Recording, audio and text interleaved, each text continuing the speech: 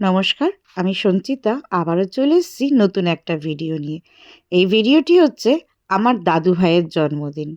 হ্যাঁ, ঠিকই শুনেছেন, আমার দাদু ভাই। এই বাচ্চাটা আমার দাদু ভাই। ও আমার দিদির নাতি। কালকে ওর ৩ বছরের জন্মদিন ছিল। সেই উপলক্ষেই দিদির বাড়িতে যাওয়া।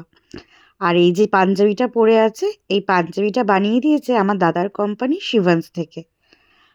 আর এটি ছিলাম আমি।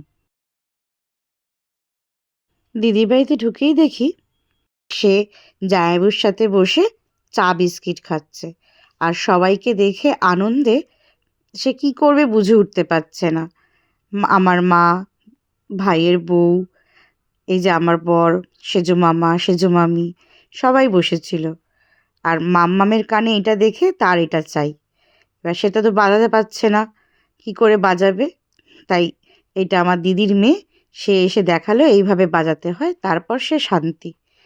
ব্যাস, পাঞ্জাবি পরে আনন্দে কেক কাটার জন্য হুড়হুড় করছে।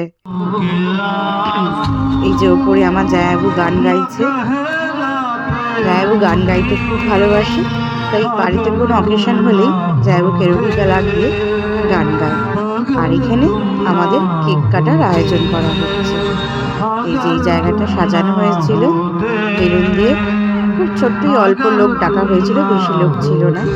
আর এই যে শেফ, তার মাসির দিদি আমার ছোট মেয়ে, মাসির কোলে বসে ফটো তুলছে। এই যে কেক কাটার জন্য সে রেডি, কতক্ষণে গাড়িগুলো তুলবে। খুব সুন্দরভাবে যত্ন করে কেক কেটে সবার থেকে কেক খেয়েছিল, খুব ভালো ছেলের মতো। এত কথা বলে, উফ, কাউকে শিখিয়ে দিতে হয় না কথা।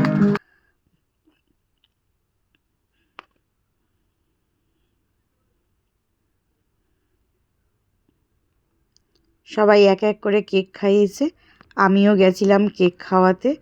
কেক খাওয়ার আগে তার গাড়ি চাই, তাই গাড়ি দিয়েছি। এই ভেবেছে গাড়িটাও খাওয়া যায়, তাই খেতে গেছে। আর যখন আমি গিফট দিয়েছিলাম, উফ, আর সে নিজেই বলছে আর কত গিফট। এইটা হচ্ছে আমার দিদির বাড়ির পেছনে, এইটা দিদিদের পুকুর। কত বড় পুকুর দেখুন, জামাইবাবু এখানে মাছ চাষ করে। পুকুরে অনেক মাছ আছে। আর এই পুকুর ধারের পাশ দিয়েই কিছু সবজি চাষ করেছিল। লাল শাক আছে, পালং শাক আছে, বাঁধাকপি, ওলকপি। এইসব দেখেই আমরা ডিনার করতে বসে গেছিলাম। ফ্রাইড রাইস, চিকেন কষা, পায়েস, মিষ্টি। আজকের মতো আমি বিদায় নিলাম, দেখা হবে পরের ভিডিওতে। টাটা।